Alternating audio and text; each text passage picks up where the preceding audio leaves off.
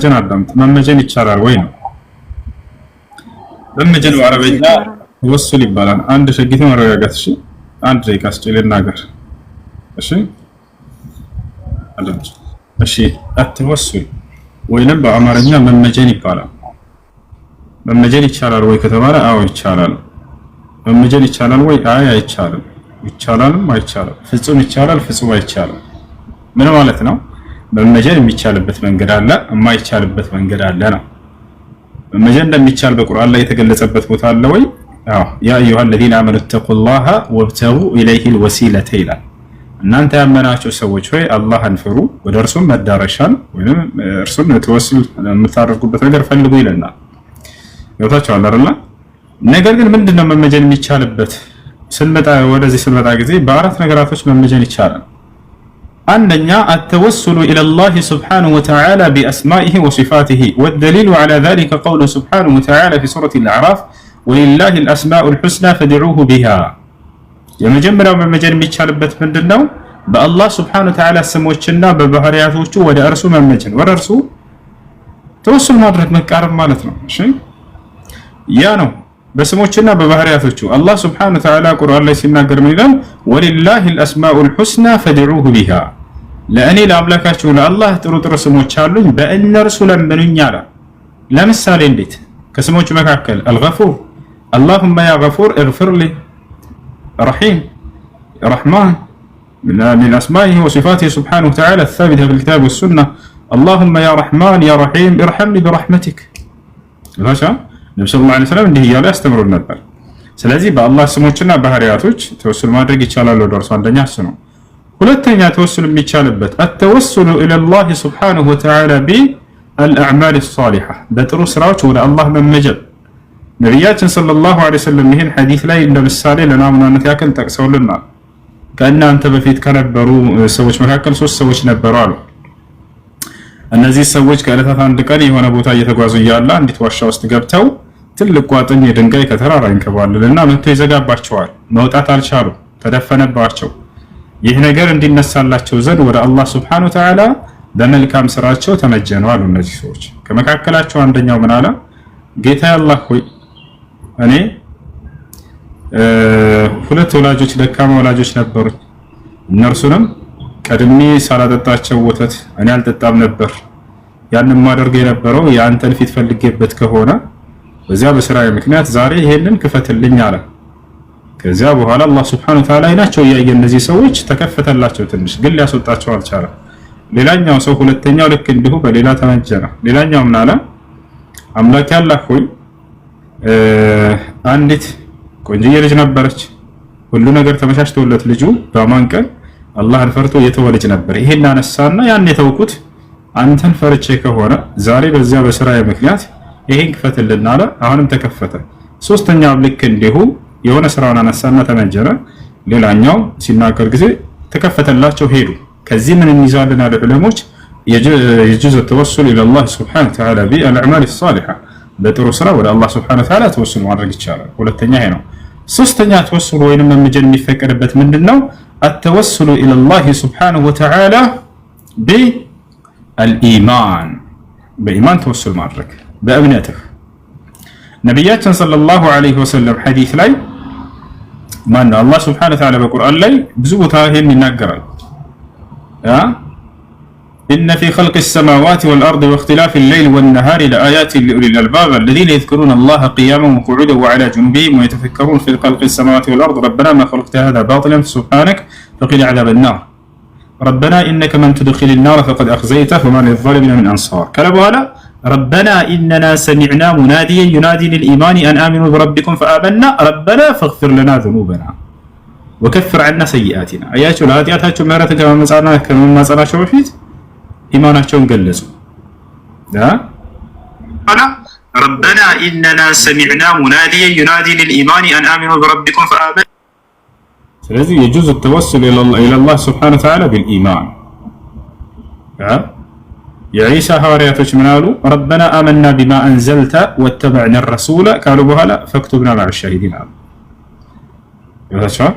በኢማናቸው በኢስላማቸው ወደ አላህ Subhanahu Wa Ta'ala ሰዎች ተወሱል ማድረግ ይችላሉ።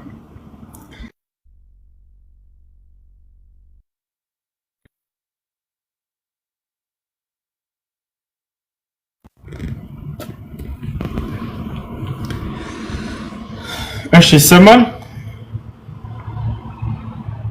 ይሰማችኋል? ተቋርጠው ነው ወይስ ሰማ ልጆች? እሺ ይሄ ነው እና ሶስተኛው እሱ ነው። አራተኛ ተወሱል የሚቻለው ምንድነው? التوسل إلى الله سبحانه وتعالى بإظهار الحال ወደ አላህ ስብሐነሁ ወተዓላ መመጀን ማንነትን በመግለጽ ለዚህ ማስረጃ አለ ወይ? አዎ አለ። በርካታ ቦታ በቁርአን እናገኛለን።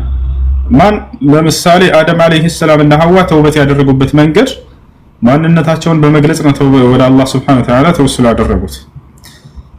ቃለ ረበና ዘለምና አንፉሰና ጌታችን አላህ ሆይ ነፍሳችንን በድለናል፣ ወኢን ለም ተግፊር ለና ወተርሐምና ለእኛ የማትምርልን ከሆነና የማታዝንልን ከሆነ ለነኩነነ ሚነል ኻሲሪን ከከሰሩት እንሆናለን አሉ። አያችሁ አይደል?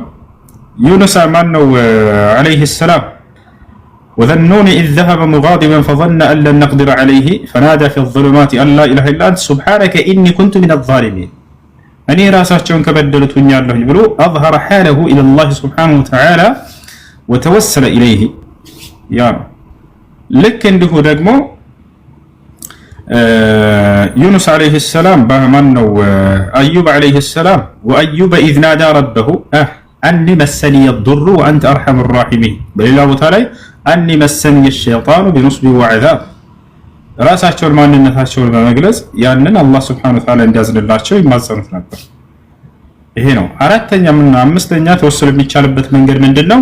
التوسل إلى الله سبحانه وتعالى بدعاء الصالحين ወደ አላህ Subhanahu Wa Ta'ala ተወሱል ማድረግ በመልካም ሰዎች ዱዓ الأحياء الحاضرين القادرين በህይወት ያሉ መልካም ሰዎች በእነርሱ ዱዓ ተወሱል ማድረግ ይህ ነው በነቢያችን ሰለላሁ ዐለይሂ ወሰለም ጊዜ ሲያደርጉት የነበረው። ሰዎች መጥተው ወደ ነብዩ ሰለላሁ ዐለይሂ ወሰለም ጋር ዱዓ አድርጉልኝ ይሏቸው ነበር። አያችሁ አይደል? ዛሬም ደግና መልካም የሆነ ሰው ካለ ሄዳችሁ ያን ሰው ዱዓ አድርግልኝ ማለት ችግር የለውም። ከሞተስ በኋላ አይቻልም። ከሞተ በኋላ እንደማይቻል ትልቁ ማስረጃ ምንድነው? በነቢያችን ሰለላሁ ዐለይሂ ወሰለም ጊዜ እርሳቸው ካረፉ በኋላ እርሳቸው ከሞቱ በኋላ ድርቅ ገባባቸው። ሰሃቦች ዝናብ ቀረባቸው። ቀጥታ ዑመር ኢብኑ አልኸጣብ ሰሃቦች ተሰባስበው ወደ አባስ ጋር መጡ። ወደ ነብዩ ሰለላሁ ዐለይሂ ወሰለም አጎት ጋር አባስ ሆይ በነብዩ ሰለላሁ ዐለይሂ ወሰለም በህይወት በነበሩ ዘመን በእርሳቸው ዱዓ አማካኝነት አላህን ዝናብ እንለምን ነበር። ዛሬ ደግሞ አንተ የእርሳቸው አጎት ነህና በአንተ ዱዓ አማካኝነት ዝናብ አላህ እንዲለግሰን ለምንልን አሉት። ከዚህ ምን ትልቅ ማስረጃ ተይዛላችሁ? በሞተ ሰው ተወሱል ማድረግ ቢቻል ኑሮ ነብዩ ሰለላሁ ዐለይሂ ወሰለም እዛ ቀብር ውስጥ እያሉ ወደ አባስ ጋር አይመጣም ነበር ዑመር። ምክንያቱም ነብዩ ሰለላሁ ዐለይሂ ወሰለም ከአባስ ይበልጣሉና ቀጥታ ሄዶ ቀብራቸው ሄዶ ይደፋና እባካችሁ ዱዓ አድርጉልን ዝናብ እንዲሰጠን ብሎ ይለምናቸው ነበር። ግን ይሄን አላደረጉም ሰሃቦች። ከዚህ ትልቅ ማስረጃ ብትይዙት በሞቱ ሰዎች ተወሱል ማድረግ እንደማይቻል የሰሃቦች ግንዛቤ ይሄ ነው። የሰሃቦች ትምህርት ይሄ ነው። ቀጥታ በህይወት ወዳለው ወደ አባስ ጋር መጥቶ አንተ ዱዓ አድርግልና ነው ያቸው። ስለዚህ ነው በህይወት ባሉ ሰዎች በነቢያችን ሰለላሁ ዐለይሂ ወሰለም ዱዓ አማካኝነት ሰው ተወሱል ያደረገ። በሌላ ቦታ ላይ ልክ እንደው ሌላ ማስረጃ ልስጣችሁ። ነቢያችን ሰለላሁ ዐለይሂ ወሰለም በህይወት እያሉ ኹጥባ እያደረጉ እያለ አንድ የገጠር ሰው መጣ። ኹጥባ እያደረጉ ጁሙዓ ቀን ነው። ገባ መስጂድ ውስጥ አዕራቢ ነው። ያ ረሱላላህ ሀለከቲል አምዋል ወንቀጠዐቲስ ሱቡል ኡድዑ ላህ ለና አን ዩጊሰና አላቸው። አንቱ የአላህ መልክተኛ ሆይ ገንዘባችን ጠፋ፣ አለቀ፣ በቃ መንገድም ተቋረጠ አለ። ዘርቶቻችንም ደረቁ፣ እንስሳቶቻችን አለቁብን፣ እባክህ አላህ ዝናብ እንዲለግሰን ለምኑልኝ አላቸው። ለምኑልን አላቸው። አያቸው። ከዚያ ነብዩ ሰለላሁ ዐለይሂ ወሰለም ወዳው ዝናብን ለመኑላቸው። ሰሃቦች ሲናገሩ ምን አሉ? ለብዙ ጊዜያት ዝናብ ተቋርጦ የነበረውን እዚያው ነብዩ ሰለላሁ ዐለይሂ ወሰለም ዱዓ እያደረጉ እያለ እጃቸውን ሳያወርዱ ወዳው ዳመና ሲሰባሰብ ተመለከትን። እዚያው ዝናብ ጀመራሉ። ለሳምንት ያክል ረገጠው ይሄ ዝናብ። ከሳምንት በኋላ ያው ሰው መጣ። ከሳምንት በኋላ ልክ በሚቀጥለው ጁሙዓ መጣና መስጂድ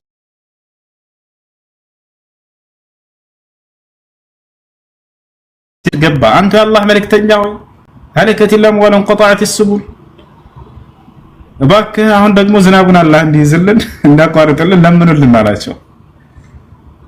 አያችሁ ወዳው ነብዩ ሰለላሁ ዐለይሂ ወሰለም ዝናቡን አቋርጠው አይደለም ያሉት። ተመልከቱ ጌታችን አላህ ሆይ ለእኛ ሳይሆን ደግሞ በእኛ አካባቢ ዝናብ ለሌላቸው አድርገው ዝናቡን ብለው ዱዓውን እንደዚህ ያደረጉት። ሱሐቦች ምን አሉ? ለሳምንት ያክል ፀሐይ ወጥቶ አያውቅም ነበር የዛኔ በነብዩ ሰለላሁ ዐለይሂ ወሰለም ዱዓ አማካኝነት ዝናብ ሲጥል ቆይቶ ልክ እርሳቸው ወዳው ዱዓ ሲያደርጉ ይሄን ዝናብ በሌላ አካባቢ አድርገው ብለው ሲለምኑ ደግሞ እዛው እየሰማን ወዳው ዳመናው ሲወገድና ፀሐይ ስትወጣ ተመለከትን። በሌላ አካባቢ ዝናቡ በቃ በዛ አላህ Subhanahu Wa Ta'ala ወሰደው። ስለዚህ ከዚህ የምንረዳው ምንድነው? በህይወት እያሉ እየመጡ ሰዎች ዱዓ አድርጉልን ይሏቸዋል። ችግር የለው።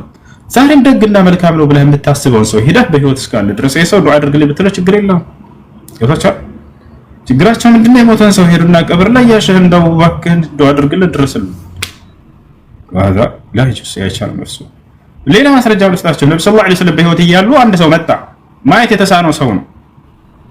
ማየት የተሳነው ሰው ነው። ያ ጀማዓ መጣና አንተ የአላህ መልእክተኛ ሆይ ኢኒ ረጁሉን አዕማ አላቸው። እኔ ማየት የተሳነኝ ሰው ነኝ አላቸው። ከልጅነቱ ጀምሮ ማየት አይችልም። ፈድዑ ላህ ሊ አን የሩድ ሊ በሰሪ አላቸው። አላህን ለምንልኝ አይነን እንዲመልስልኝ አላቸው። ስለዚህ በዚህ መንገድ ትችላላችሁ። በህይወት እስካለ ድረስ ሰውዬው ሄዶ التوسل الى الله بدعاء الصالحين ይባላል። ይሄ በመልካም ሰዎች ዱዓ ወደ አላህ Subhanahu Wa Ta'ala ተወሱል ማድረግ መመጀን ነው። አያችሁ አይደል? ያ ሰው በህይወት حي قادر حاضر እነዚህ ሶስቶቹ መስፈርቶች ሊሟሉ ይገባል። حي መሆን አለበት ሰውዬው በህይወት ያለ። ሁለተኛ ምንድነው? قادر በሚችለው ነገር አው ዱዓ የሚችለው ነገር ነው። ችግር የለውም። حاضرون يا سو كانت زند يتطاد ወይንም የተገኘ መሆን አለበት። ይሄን ይመስላል። እሺ የዑመርን ሐዲሱን የተናገርክበትን ነገር እንሰጣቸዋለን። እሺ አዎ አይኑን አበሩለት ወይ? አዎ ነብዩ ሰለላሁ ዐለይሂ ወሰለም ወዲያው ያን ሰውዬ አይኑን እንዲመለስለት አድርገውለታል። አይኑን እንዲመለስለት አድርገውለታል። መርሐባ እሺ እሺ ጥያቄ ያለ ይቀጥል። እንዳይቀጥል ይጀምር ማለት ይጀምር የለም ነክ። እሺ የዑመርን ሐዲስ መስጠት ትፈልጋለህ? اللهم إنا نسألك الهدى والتقى والعفاف والغنى اللهم لا تفرق هذا الجمع إلا بذنب مغفور. تبرك إن شاء الله لا تبرك قدم أبرارا. أشتياك كريلا شو لجوش ننزل تحت. السلام عليكم. وعليكم السلام ورحمة الله وبركاته. እንዴት ነው ሰው ደህና? ጥያቄ ነበረኝ። ደህና አልሐምዱሊላህ። እኔ ወላሂ ብዬ ነው ኡስታዝ በዚህ የመጀመሪያ ክፍል ያመጣችኝ ከሷ ጋር ተጣልተን ሌላ ቤት ቀይሬ ነበር ማለት ነው። እናት ቤት ሄድኩኝ። እሷ ልጅ ናት። እናቷ ቤት ገባሁኝ ማለት ነው።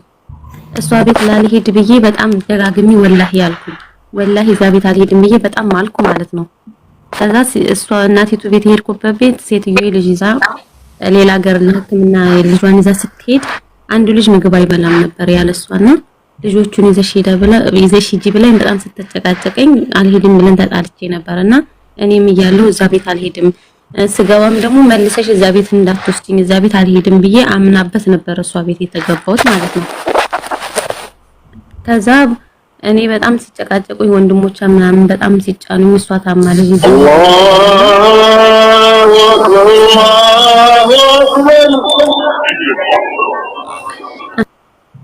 እሺ የዑመር ሐዲስ ተጠየቀው ቡኻሪ 1010 ላይ ታገኛለህ። ቡኻሪ 1010 ላይ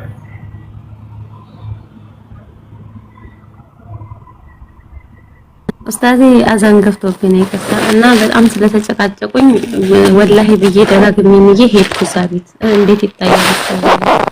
ሳልፈልግ ነው ግን ሄድኩ። ወላሂ ላልሄድ ነው ሰውዬው ከሄደ ከፋራ ማውጣት አለበት። 10 ድርሃም ማብላት ካልቻልሽ 10 ድርሃም ማልበስ ካልቻልሽ 3 ቀን መጽም ያኔ ብዙ ነው ያልኩት፣ ደጋግሜ ነው ያልኩት።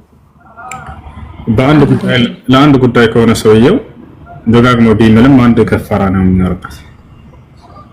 እሺ ሰላም አለይኩም። ሌላው ሶላት ላይ ፈርድ ላይ ዱዓ ይደረጋል። ፈርድ ላይ አሁን አስተግፊሩላህ ከዛ ሱና ላይ አይደረግም ሲል ሰማሁ። ለፈርድ ብቻ ነው የሚባለው። ችግር የለም እስትግፋር ማድረግ ትችላለህ። ከሰገደ በኋላ ሰውዬው አስተግፍሩላህ ችግር የለም። እንዳውም ከኢባዳት በኋላ እስትግፋር ማድረግ መልካም ነው፣ ተወዳጅ ነው። እሺ ያ መስሩዕ ነው። ይሄን ያክል ምናምን ለማስካል እንደ ድንጋጌ አድርጎ እስካልያዘው ድረስ ሙጥለቅ የሆኑ ዒባዳዎች ናቸው። እሺ እና 3 ጊዜ እስትግፋር ማድረግ ከዋጅብ ሰላት በኋላ የሚለው የመጣው ለከነብዩ ሰለላሁ ዐለይሂ ወሰለም በዚህ መልኩ ነው። ግን ሰውየው ማንኛውንም ዒባዳ ሰርቶ እስትግፋር ማድረጉ ተወዳጅ ነው። ምክንያቱም በዚያ በዒባዳው ውስጥ ነፍስ ይኖራል። የሰው ያንን ጉድለትን ያሟላለታል በአላህ ፍቃድ። ድጋሚ ያለ ወይ በኋላ እና እንጠይቃለን።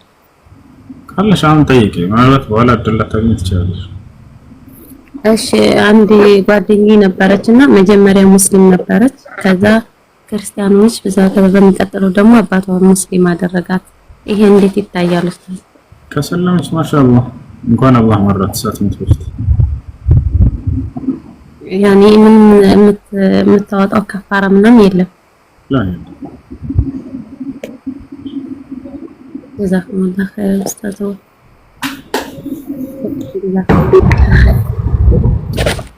ሰላም አለይኩም እሱ ወአለይኩም ሰላም ወራህመቱላሂ ወበረካቱህ። እንዴት ነህ ወንድሜ? አልሐምዱሊላህ። ኡስማን ዩሱፍ ከዳላስ ቴክሳስ። አንድ ጥያቄ ነበረኝ። እሱ አሜሪካ ስንኖር አንዳንድ ጊዜ ባንኮች ኦፈር ያደርጉሃልና ብርህን ሲዲ አካውንት ለማስገባት ባለፈው የሆነ ሰው ሲጠይቅ ለምሳሌ እዛ ብርህን ለ6 ወር ወይ ደግሞ ለአመት ካስቀመጥከው የሚመጣውን ወለድ ለድሃ በሰጠው ወር ደግሞ ለኢትዮጵያ ለተቸገሩ ሰዎች ብልከው ምንም ችግርም የለው ይላሉና ብሬን አስቀምጬ እንደዛ ሲዲ አካውንት የማገኘውን ብር ለሰው ሰደቃ በሰጠው እንዴት ይታያል? እንዳስሉ እንደመሰረቱ በወለድ ማስቀመጥ አይቻልም፣ ሐራም ነው። በወለድ ማስቀመጥ ሐራም ነው፣ ክልክል ነው፣ አይፈቀድም። እሺ ከወለድ ነፃ አድርገህ ማስቀመጥ አይቻልም? ከወለድ ነፃ አድርጋችሁ ማስቀመጥ ከተቻለ በዚህ አስቀምጡ። በወለድ ማስቀመጥ እኔማ ባንኩ ከሚበላው እዛ አስቀምጬ እስካሁን አላረኩም፣ ምንም አላስቀመጥኩም። ባንኩ ከሚበላው ለድሃ ከተሰጠ ኢትዮጵያ ብዙ ብር ስለሆነ ብዬ ነው። አይቻልም፣ ከወለድ ማስቀመጥ አይቻልም። ከወለድ ነፃ አድርጋችሁ አስቀምጡ። ራሳቸው እዛ ወንጀሉን ራሳቸው ይሸከማሉ፣ ራሳቸው ወንጀል በወለድ እንትን ማድረግ አይቻልም። መርሐባ ሐቢብ ጀዛከላህ። ሰላም አለይኩም እሱ አዛኒቶ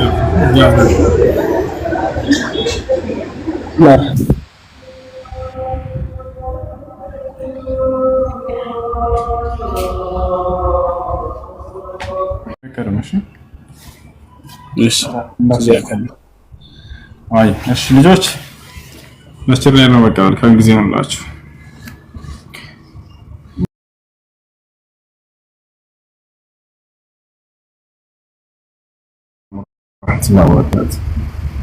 ሰላም ነው ኡስታዝ። አልሐምዱሊላህ። ሁለት ጥያቄ ነበረኝ። እሺ መስጂድ ላይ ስለሆነ ጊዜ ለማሳጠር ከሁለተኛው ጀምር። ኦኬ እሺ። አንድ ሱፊያ ሲሞት ማለት ነው መስገድ አይቻልም ይቻላል ከሰው ጋር ተከራክረን ነው አይሰገድባቸውም። በዛ ላይ ደግሞ አላህ ይራህሙት አይባልም። ኮሜንት ላይ ምናምን ባለፈው ለሞቱት ኡስታዝ እኔ አላህ ይራህሙ ምናምን እያልኩኝ ነበርና ሐራም ነው አሉ። ይሄ እንዴት ይታያል? አንደኛው ይሄ ነው። ሁለተኛ ደግሞ ለቶሪ መቁረጥ ሐራም ነው ኦር ሐላል ነው? ይሄን ሁለቱ። እሺ ለቶሪ መቁረጥ ሐራም ነው፣ በውስጡ ቁማር ስላለ አይቻልም፣ አይፈቀድም። ለቶሪ የሚያደርግ ሰው እንዴት መሰላችሁ? ለምሳሌ አንድ መኪና ያዘጋጃል፣ እሱ ስንት ገዛል እንበል። ለምሳሌ እንደ ምሳሌ 50 ሺህ ብር ገዛ እንበል። ለምሳሌ ነው እሺ። 50 ሺህ ብር መኪና ዛሬ የካክቲኑ መታየት ይችላል። እንደ ምሳሌ 50 ሺህ ብር ይገዛና በቃ ትንሽ እንጨምረው፣ በቃ በጣም የኢትዮጵያ ብር ትንሽ ስለረከሰ ማለት ነው። 100 ሺህ ብር ገዛ እንበል። ለምሳሌ ከዚያ በኋላ ሎተሪ ላስቆርጣችሁ ይላል ሰዎች ያ እሺ ዛን ሎተሪ 5 ሺህ ብር ኦኬ የቆረጡት ሰዎች ወደ 500 ሺህ ብር አካባቢ ይሰበስባሉ። እንዴት እንደሚሆናችሁ ተመልከቱ። ከዛ በኋላ ያሸነፈው ሰው እሱ አጣ 5 ሆነች ለሱ ትርፍ ነው። የ100 ሺህ ብር መኪናን ይዞ ይሄዳል ሲያሸንፍ ጊዜ ያም ሰውዬ አትራፊ ይሆናል። ራሱ የ100 ሺህ ብር ዕቃ ነው ገዝቶ ያስቀመጠው 400 ሺህ ብር ወደ ኪሱ አስገባ። ወጣው የነዚህ ሰዎች ገንዘብ አላግባብ ተጭበረበሩ ተበሉ። ማን በላቸው? ይሄ እንደተለይ ያዘጋጀውና የበላው አካል ለዛ አይቻልም ማለት ነው።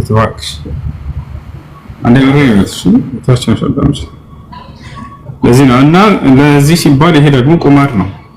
ገብታችሁ አናረ ወለድ አለ በውስጡ የሰዎችን ገንዘብ አላግባብ መብላት ነው። አላህ በቁርአን ላይ ላ ተእኩሉ አምዋለኩም በይነኩም ቢልባጢል ይላል። ገንዘባችሁን በመካከላችሁ አላግባብ አትብሉ እያለ ይናገራል። በሌላ ቦታ ላይ ያ አዩሃ አለዚነ አመኑ ኢነመል ኸምሩ ወልመይሲሩ ወልአንሳቡ ወልአዝላም ሪጅሱን ሚን ዐመሊ ሸይጣን ይላል። መይሲር ማለት ቁማር ማለት ነው።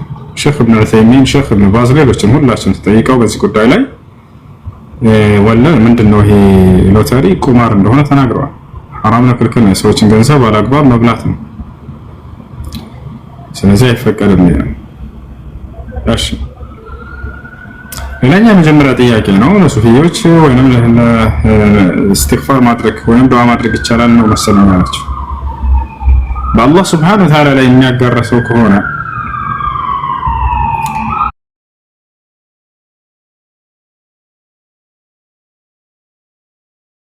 ለሁለት